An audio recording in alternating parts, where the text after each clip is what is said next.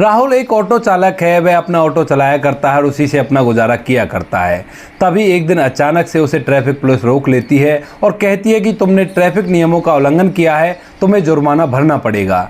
राहुल कहता है कि मैंने कौन से ट्रैफिक नियमों का उल्लंघन किया है, मुझे ज़रा बताएंगे। तो उसके बाद पुलिस वाले कहते हैं कि या तो जुर्माना भर, वरना तुम्हें हमारे साथ उस थाने में चलना पड़ेगा।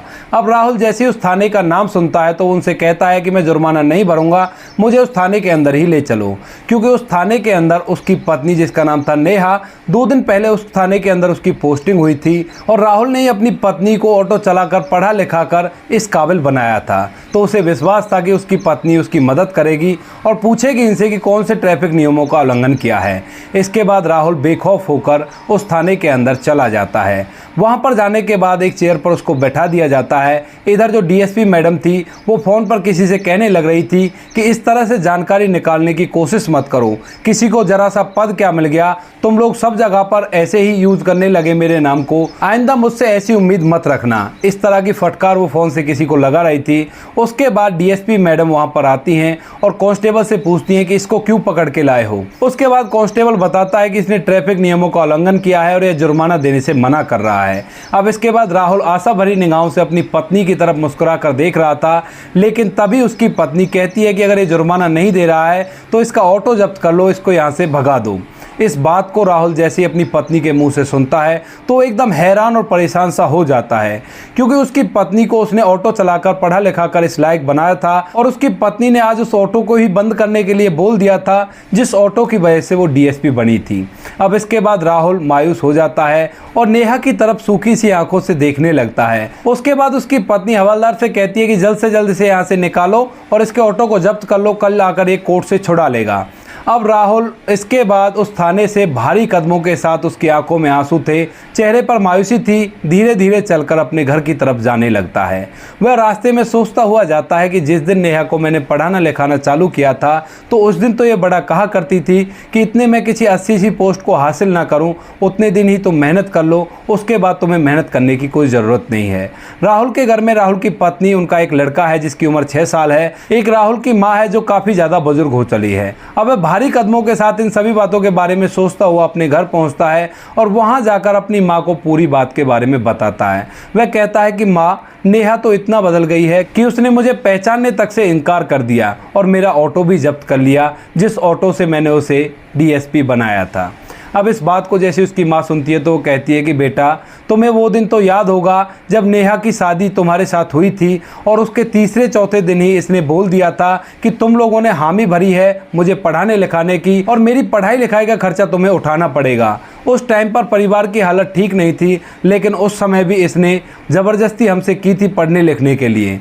अब इस बात को सोचकर दोनों माँ बेटे काफ़ी ज़्यादा परेशान होते हैं। इधर जो राहुल का बेटा था वह अपनी दादी के साथ ज़्यादा खेला करता, क्योंकि उसकी माँ को पढ़ाई लिखाई से फुर्सत ही नहीं थी और इसी वजह से वह दादी को सबसे ज़्यादा लाड किया करता था। वहीं पर उसके साथ खेला कूदा करता और उसी के साथ ज़्यादातर रात को सोया करता। जो नेहा थी वो सरकारी क्वार्टर में वहीं पर रहा करती थी जहाँ पर उसका ऑफिस था, क्योंकि ऑफिस से घर की दूरी काफ़ी ज़्यादा थी और उसे वहाँ पर क्वार्टर मिल रखा था, तो वह उसी क्वार्टर के अंदर रहा करती थी। अब दूसरा दिन होता है। दूसरे दिन नेहा वेट कर रही थी कि वो आएगा और आकर कोर्ट से ऑटो को छुड़ाने के लिए कागज़ बनवा के लाएगा। उसके बाद नेहा इंतजार करती रहती है, लेकिन जो राहुल है वो वहाँ पर नहीं आता है अपने ऑटो को छुड़वाने के लिए। इस बात को देखकर नेहा को बड़ा ही गुस्सा आता है और वह गुस्से से भरी हुई सीधा अपने घर जाती है राहुल के पास। वहाँ जाकर देखती है जो उसकी सास है उसके बालों की चंपी कर रही है और राहुल वहीं पर नीचे बैठा हुआ है और राहुल का बेटा वहाँ पर खेल रहा है। दोनों का किसी का भी उस बेटे की तरफ ध्यान नहीं था, वो अच्छी तरह से खेल रहा था। अब इस बात को देखकर वो खामखा ही अपने पति और अपनी सास पर भड़क जाती है। कहती है कि तुम लोगों को बच्चे संभालने भी नहीं आते, इस तरह से बच्चे संभाले जाते हैं, अगर इसको कुछ हो जाएगा तो कौन जिम्मेदार रहेगा। उसके बाद राहुल अपनी पत्नी की तरफ देखता है और उससे कहता है कि ये तुम क्या कह रही हो, बच्चे संभालने नहीं आते, अब तक ये जितना भी बड़ा हुआ है उतना माँ ने ही इसको बड़ा किया है और उन्हें अच्छी तरह से पता है कि बच्चे को किस तरह से संभाला जाता है, तुम इसके बारे में ना ही बोलो तो ही अच्छा अच्छा है। अब जैसे राहुल के मुंह से ये बात नेहा सुनती है तो एकदम से उस पर भड़क जाती है और कहती है कि तुम ऑटो को लेने के लिए क्यों नहीं आए, मैंने सारा इंतजाम कर दिया था और तुम वहां पर नहीं पहुंचे टाइम पर। अब इस बात को सुनकर राहुल कहता है कि तुम्हें इतनी ही पड़ी थी तो उस दिन थाने में ही ये मना कर दिया होता कि इसके ऑटो को जब्त ना किया जाए और इसने कोई भी गुनाह नहीं किया है और मैंने असलियत में भी कोई गुनाह नहीं किया था, कहीं तुम ये सोचने लगो कि मैं तुम्हारी वर्दी का फ़ायदा उठा रहा था। तुम असलियत को तो निकाल सकती थी, क्योंकि तुम बड़ी अधिकारी हो तो असलियत तो तुम्हारे सामने आ ही सकती थी। अब इसके बाद नेहा उससे चिल्लाने लगती है और कहती है कि तुम लोग गंवार हो और तुम क्या जानो किस तरह से ड्यूटी की जाती है और मेरे बच्चे को भी तुम अच्छी तरह से नहीं संभाल सकते। ऐसा कहकर वो अपने बच्चे का हाथ पकड़ती है और उसे लेकर उसके कमरे में चली जाती है। वहाँ से उसके बच्चे के सारे सामान को पैक करती है और जाते हुए कहती है कि मुझे अब तुम जैसे गंवारों के साथ नहीं रहना और मैं कहाँ तक अपनी बुद्धि को खराब करूंगी तुम लोगों से जवान लड़ाकर। तुम लोग तो इसी तरह से जवान लड़ाने के लिए यहाँ पर बैठे हो। राहुल कहता है कि ठीक है, अगर तुम्हें ये अच्छा लगता है तुम ऐसा ही करो। लेकिन उसका जो बेटा था 6 साल का, वो बार बार अपनी दादी की तरफ उंगली कर रहा था और कह रहा था कि दादी मुझे मम्मी के साथ नहीं जाना, मुझे पापा और तुम्हारे साथ ही रहना है। क्योंकि जो नेहा थी उसने कभी भी अपने बच्चे को लाड प्यार से नहीं रखा था, वो तो केवल पढ़ाई की ओर ध्यान दिया करती थी। अब इसके बाद नेहा उसका हाथ पकड़ के और उसकी तरफ घुर्राते हुए उसको अपने साथ उसी क्वार्टर पे ले जाती है जहां पर वो रहा करती है। अब इसके बाद नेहा लड़ाई करके वहां से चली गई थी। अब जैसे ये बात नेहा के माता पिता को पता चलती है तो वो लोग नेहा को बहुत खरी खोटी सुनाते हैं और नेहा जो कि अपनी वर्दी के घमंड में थी वो कहती है कि मुझसे कोई भी नाता रखने की तुम्हें ज़रूरत नहीं है। अब इस बात को सुनकर जो उसके माँ बाप हैं वो भी उससे बात करना बिल्कुल बंद कर देते हैं। इधर जो उसका भाई था वो भी कहता है कि बहन ये अच्छी बात नहीं है, लेकिन वर्दी के घमंड में वो उसको भी उल्टा सीधा सुना देती है। धीरे धीरे ऐसे ही समय बीतता है। जो नेहा है वो अपने बच्चे को घर पर रखा करती है और एक फुल टाइम मेड उसने रख रखी थी बच्चे की देखभाल करने के लिए। तभी एक दिन के समय जो उसकी मेड थी वो बच्चे को लेकर मार्केट आई हुई थी और इधर उस लड़के की दादी भी वहां पर आई हुई थी कुछ सामान को खरीदने के लिए। अब जैसे ही वो 6 साल का बच्चा अपनी दादी को देखता है तो अपनी मेड के पास से हटकर सीधा अपनी दादी को जाकर लिपट जाता है। इधर वह मेड जैसे ही देखती है कि बच्चा कहाँ गया तो वह उसे इधर उधर ढूंढने लगती है। वह दादी के पास आता है, उसकी आंखों में आंसू थे और कहता है कि दादी मुझे तुम्हारे साथ रहना है, मुझे मम्मी के पास नहीं रहना। मम्मी तो एक गंदे से अंकल के साथ रहती हैं और वो लोग मुझे कभी कभी पीट भी दिया करते हैं। अब जैसे इस बात को उसकी दादी सुनती है तो वो कहती है कि बेटा तुम क्या कह रहे हो, मम्मी किस गंदे अंकल के साथ रहती है। तो वो बताता है कि गंदे से अंकल मम्मी के घर पे आते हैं और वो पूरा दिन भर भी रहते हैं, कभी कभी जब छुट्टी का टाइम होता है, लेकिन रोज़ सांझ को ज़रूर से आते हैं और मम्मी और वो अंकल मुझे पीटते हैं अगर मैं नहीं सोता हूँ तो, और उसके बाद मैं सोने का नाटक कर लेता हूँ और मम्मी और वह गंदे अंकल घंटों तक बैठकर आपस में बातें करते हैं और ज़ोर ज़ोर से हंसा करते हैं। इन सभी चीज़ों को देखकर मैं अंदर ही अंदर से बहुत ज़्यादा रोता हूँ और मुझे अब मम्मी के पास नहीं रहना। इतनी ही देर में नेहा की मेड भी वहाँ पर आ जाती है और उस बच्चे को उस बूढ़ी महिला से बात करते हुए देख एकदम से उसका हाथ आकर पकड़ लेती है। वह मेड उसे खींचने लगती है लेकिन वो कहता है कि मुझे मम्मी के पास नहीं रहना, मुझे दादी और पापा के पास रहना है। उसके बाद दादी उस मेड से कहती है कि कोई बात नहीं, तू ऐसा कर, जो भी सामान तुझे खरीदना वो खरीद ले, इतनी देर में इसी के साथ बैठी हुई हूँ। अब इसके बाद दादी का भी बहुत ज़्यादा मन था कि वो अपने पोते को अपने साथ ले जाए, लेकिन वो मजबूर थी क्योंकि उस मेड ने उससे कहा था कि मेरी मालकिन ने मुझे सख्त हिदायत दी है कि ये बच्चा उनके पास नहीं जाना चाहिए। अब इस बात को सुनकर वह अपने पोते को समझाती है, कहती है कि बेटा कोई बात नहीं, तुझे अभी अपनी मम्मी के पास ही रहना पड़ेगा और हम लोग किसी दिन आएंगे और तुझे अपने साथ ले आएंगे। ऐसा कहकर वो उस लड़के को समझाकर उस मेड के साथ भेज देती है और उसके बाद वह अपने घर आ जाती है। उनके दिमाग में यही बातें चल रही थी जो उस छोटे से बच्चे ने उन्हें बताई थी कि उसके बेटे की बहू इस तरह का कृत्य भी कर रही है। अब यह बात आकर वह अपने बेटे को बताना तो नहीं चाहती थी, लेकिन मजबूरन उसे बताना पड़ता है। वह अपने बेटे को पूरी कहानी के बारे में बताती है, कहती है कि बेटा मिला था और वही ऐसे कह रहा था कि कोई गंदे अंकल हैं वो उसे पीटा करते हैं। उसके बाद एक दिन छुट्टी का दिन था और छुट्टी के दिन बिना बताए जो राहुल है अपनी माँ के साथ वो अपनी पत्नी के सरकारी आवास पर पहुंच जाता है।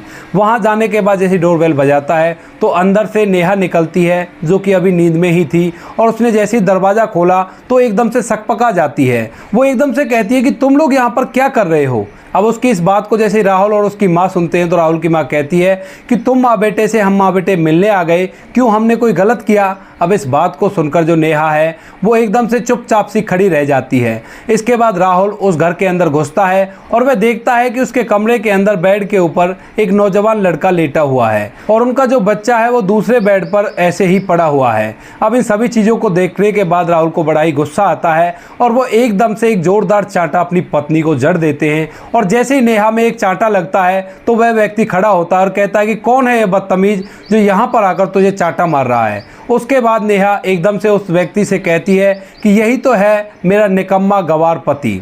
अब इस बात को जैसे राहुल सुनता है उसे और भी ज़्यादा गुस्सा आता है। गुस्से के मारे उसका शरीर कंपन करने लगता है, लेकिन उसकी माँ ने उसे समझा रखा था कि बेटा इस तरह से नहीं किया करते। ये पहला चांटा तो उसने ऐसे ही मार दिया था क्योंकि वो भावनाओं में बह गया था।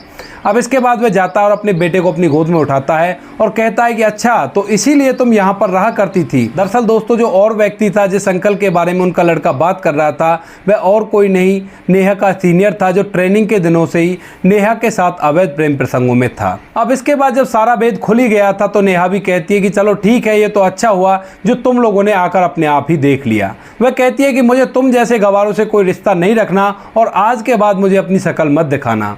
इसके बाद राहुल अपने बच्चे को लेकर वहां से जाने लगता है। उसकी माँ भी पीछे मुड़कर जाने लगती है।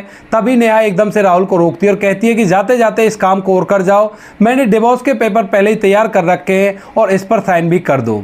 उसके बाद राहुल उन पेपरों पर साइन कर देता है और वहां से अपने बच्चे को लेकर चला जाता है। वो लोग घर जाकर एक कमरे के अंदर बैठे हुए थे। उसने नेहा को डिवोर्स दे दिया था। डिवोर्स भी उनका लगभग कंप्लीट ही हो गया था क्योंकि नेहा ने पहले से ही डिवोर्स के पेपर बनवा रखे थे।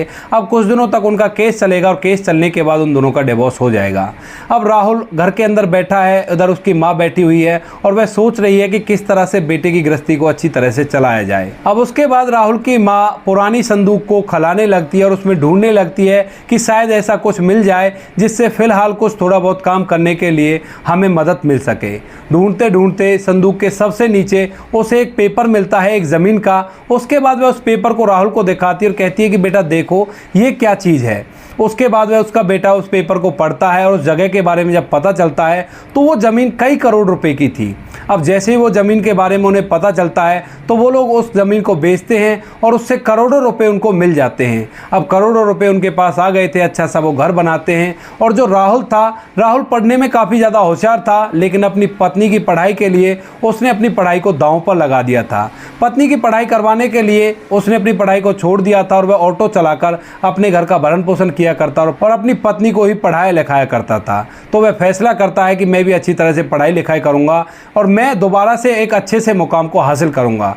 इसके बाद राहुल अपनी पढ़ाई को दोबारा से चालू कर लेता है। इधर उसकी जो माँ थी वो भी घर के अंदर ही अचार और पापड़ बनाने का बिजनेस चालू कर लेती है और जो उसके पोते की मेड थी जिसको उसकी पत्नी नेहा ने रख रखा था, उस मेड को बुलाकर उस घर के अंदर उस बिजनेस को अच्छी तरह से चलाने लगती है। धीरे धीरे वो लोग मेहनत करते और मेहनत करते हुए उनका बिजनेस अच्छी तरह से चलने लगता है। पैसे भी उनके पास अच्छे खासे थे, उनका बिजनेस भी चलने लगा था। तो अब राहुल को कोई भी प्रॉब्लम नहीं होती है, उसे कमाने की भी कोई दिक्कत नहीं है और वह अच्छी तरह से अपनी पढ़ाई पर फोकस करता है। फोकस करने के बाद लगभग 2 साल के बाद उसका सिलेक्शन एसपी के पद पर हो जाता है। अब जैसे ही वो एसपी बना था तो खबरों में उसका ही नाम चला करता था। कोई कहता कि ऑटो वाला एक एसपी बन गया, उसने मेहनत की, और कोई उसकी माँ से आकर पूछा करता। बहुत सारे लोग इंटरव्यू लेने के लिए उनके घर पर आया करते और उसका अच्छी तरह से इंटरव्यू लिया करते थे। अब वो एसपी बनने के बाद उसी एरिया में अपनी पोस्टिंग करवा लेता है जहां पर उसकी पत्नी की पोस्टिंग थी और वहीं पर रहकर अपनी ड्यूटी को करने लगता है। इधर जो उसकी पत्नी थी वह अपने सीनियर अधिकारी से अवैध प्रेम प्रसंगों में थी और सीनियर अधिकारी ने उसका एक वीडियो बना लिया था रिश्वत लेते हुए, और अब वह उसको बहुत ही ज़्यादा टॉर्चर किया करता, बहुत ही ज़्यादा परेशान किया करता। और उसको याद आती है अपने उस पति की जो कभी ऑटो चलाकर उसकी पढ़ाई लिखाई का खर्चा निकाला करता था। लेकिन अब वो करे भी तो क्या करे, क्योंकि उसने अपने पति को पहले ही तलाक दे दिया था। धीरे धीरे समय बीतता है और समय बीतने के साथ साथ जो नेहा थी उसकी हालत बहुत ही ज़्यादा खराब हो जाती है। जिस व्यक्ति के चुंगल में वो फंसी हुई थी उसने शादी पहले ही कर रखी थी और उसके 2 बच्चे थे। और ये बात जैसे नेहा को पता चलती है तो वो कुछ कह पाती इससे पहले वो उसे धमकी दे देता है कि मैंने तुम्हारा वीडियो बना रखा है, अगर तुमने मुझसे कुछ कहा तो तुम्हारी पोस्ट भी जाएगी और साथ ही साथ दुनिया में मुंह दिखाने लायक नहीं रहोगी। अब इस डर के कारण नेहा उससे कुछ नहीं कहती है, वो खाना पीना छोड़ देती है, अच्छे कपड़े पहनना छोड़ देती है और उस व्यक्ति ने उसे फ़ोन रखने से भी मना किया था। अब उनके थाने में, जिस थाने में नेहा नियुक्त थी, उस थाने में एसपी साहब के स्वागत के लिए पार्टी रखी जानी थी और उसमें नेहा से भी कहा जाता है, उसकी राय मांगी जाती है। तो नेहा हामी भर लेती है, कहती है कि ठीक है, आप ऐसा करो, पार्टी दे देना, अच्छी बात रहेगी। उसके बाद दूसरे दिन पार्टी का आयोजन किया जाता है और पार्टी में एक स्टेज बनाया गया था। उस स्टेज पर 2 शब्द कहने के लिए नेहा को बुलाया जाता है, लेकिन नेहा मायूसी जैसे उस स्टेज के ऊपर चढ़ती है तो एकदम से उसे चक्कर आ जाते हैं और वे बेहोश होकर गिर जाती है। उसके बाद नेहा को उठाकर हॉस्पिटल पहुंचाया जाता है। अब राहुल देखता है कि ये वही नेहा है जो कुछ दिन पहले इतने घमंड में रहा करती थी। आज इसकी हालत बहुत ज़्यादा ख़राब हो गई थी, क्योंकि दोस्तों वो सूख कर तिनका हो गई थी और ना ही वो अच्छी तरह से खाया करती और दिन रात उसे उसी वीडियो की चिंता सताया करती थी, क्योंकि वो पैसों के चक्कर में इधर उधर से रिश्वत लिया करती और उसी के साथी ने उसका वीडियो बना लिया था और बार बार उसे वायरल करने की धमकी दिया करता। अब वो जैसे चाहे उस तरह से उसको रखा करता और इसी तरह से उसके दिन बीत रहे थे। हॉस्पिटल में जाती है, हॉस्पिटल में डॉक्टर साहब कहते हैं कि कमजोरी के कारण इसकी ये हालत हुई है। अब जब राहुल इस बात को सुनता है तो बड़ा ही हैरान होता है। वह सोचने पर मजबूर हो जाता है कि एक डीएसपी को ऐसी क्या कमजोरी हो गई, उसके पास इतने पैसे भी नहीं बचते कि वो अच्छी तरह से अपने खाने पीने का ध्यान रख सके। अब इसके बाद एसपी साहब अपने कार्य को करने में लग जाते हैं और धीरे धीरे जो नेहा है वो बार बार सोचा करती कि मैं कभी ना कभी राहुल से मिलूंगी और पूरी बात के बारे में उसे बताऊंगी। ऐसी तरह से कुछ दिन और बीत जाते हैं। एक दिन नेहा मार्केट में जा रही थी, तभी उसे उसकी सास मिलती है और वो एकदम से उसके सामने आकर खड़ी हो जाती है। कहती है कि माँ जी आप कैसी हो? तभी एकदम उसकी सास कहती है कि कौन हो बेटी, तुम इस तरह से मुझे माँ जी क्यों कह रही हो? तो उसके बाद वह कहती है कि माँ जी मैं नेहा हूँ, आपने मुझे पहचाना नहीं, क्योंकि उसकी सास ने अभी चश्मा नहीं पहना था और बिना चश्मे के उसे अच्छी तरह से दिखाई नहीं देता था और नेहा की शक्ल बिल्कुल बदल चुकी थी, कम खाने की वजह से और उसकी बुरी हालियत की वजह से। तो उसकी सास कहती है कि मैंने तुझे नहीं पहचाना और पहचान कर भी तुझे क्या फ़ायदा जो तूने मेरे बेटे को इस तरह से ठुकरा दिया। क्योंकि अब उसकी सास का बिजनेस भी अच्छी तरह से चल रहा था। वह मार्केट में अपने बिजनेस से रिलेटेड सामान लेने के लिए ही आई थी। वह उसको नहीं पहचानती और धुतकारते हुए वहाँ से भगा देती है। वो उसके पैरों में पड़ जाती है, कहती है कि माँ जी मुझसे बहुत बड़ी गलती हो गई, राहुल से कह दीजिए मुझे दोबारा से अपना लेंगे, मुझे माफ़ कर दीजिए। उसके बाद उसकी सास कहती है कि बेटी तूने जो किया है उसका फल तो तुझे भुगतना पड़ेगा। ऐसा कहकर वो उसे दूर हटाते हुए वहाँ से अपने काम को करने के लिए चली जाती है। धीरे धीरे कुछ दिन और बीतते हैं। अब जो नेहा है उन सभी चीज़ों से बहुत ज़्यादा दुखी हो गई थी। वह एक दिन उस व्यक्ति के पास जाती है जिसके चुंगल में वो फंसी हुई थी और उससे कहती है कि चाहे तू इस वीडियो को वायरल कर दे या फिर मेरी जान ले ले, मैं अब तुम्हारे पास नहीं रहूँगी। ऐसा कहकर वो वहाँ से भागकर राहुल के घर पर आ जाती है और राहुल के घर का दरवाज़ा खटखटाती है। राहुल जैसे अंदर से दरवाज़ा खोलता है तो देखता है कि उसके सामने नेहा खड़ी हुई है जो बहुत ही बुरी कंडीशन में है। वो कहता है कि हाँ जी कौन, आपको किससे मिलना है? तो कहती है कि राहुल मैं नेहा हूँ, मैं तुम्हारी पत्नी हूँ और तुम्हारा बच्चा मेरे पास है। तो राहुल कहता है कि इस बच्चे के लिए तो मैं पहले ही तुम्हें तलाक दे चुका हूँ और इस बच्चे को मेरे पास ही रहना है। मैं तुझे नहीं जानता तू कौन है, अगर आज के बाद तू यहाँ पर आई तो मुझसे बुरा कोई नहीं होगा। ऐसा कहकर राहुल दरवाजे को उसके मुंह पर ही बंद कर देता है। नेहा की आंखों से आंसू की झड़ी बह रही थी और वो बहुत ही ज़्यादा चीख चीख कर रो रही थी। अब इस बात को राहुल की माँ भी अंदर से सुन रही थी, लेकिन वो कुछ भी रिएक्शन नहीं करती है, क्योंकि नेहा ने राहुल के साथ बहुत गलत किया था और उस बात के बारे में राहुल की माँ को पता था।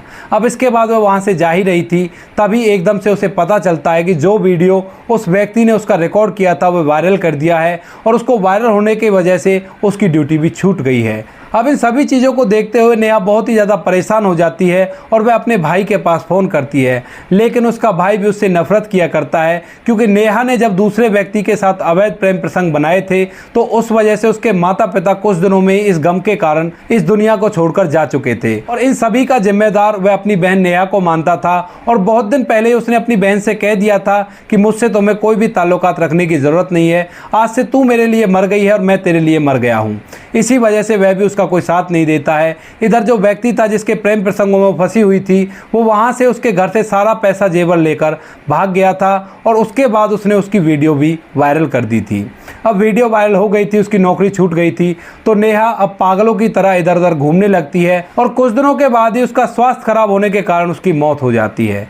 तो दोस्तों ये थी कहानी जहाँ पर एक लड़की को एक लड़के ने ऑटो चलाकर पढ़ाया लिखाया और सोचा कि वो अच्छी नौकरी प्राप्त करने के बाद उसको सहारा देगी, लेकिन उसने उसे उल्टा बर्बाद करने की कोशिश की। आप क्या कहना चाहते हो नेहा के बारे में, आप क्या कहना चाहते हो राहुल के बारे में? आपकी जो भी राय है कमेंट सेक्शन में लिख सकते हो, लोगों के साथ शेयर कर सकते हो। दोस्तों, इन कहानियों को सुनाने का उद्देश्य किसी को परेशान करना बिल्कुल भी नहीं है। यह कहानी आपको इसलिए सुनाई जाती है ताकि आप लोग इन कहानियों में से कुछ ना कुछ सीख सको और अपने जीवन में उस चीज को अप्लाई कर सको। जैसे इस कहानी में नेहा अगर अवैध प्रेम प्रसंग नहीं रखती तो उसका जीवन बड़ी अच्छी तरह से व्यतीत होता।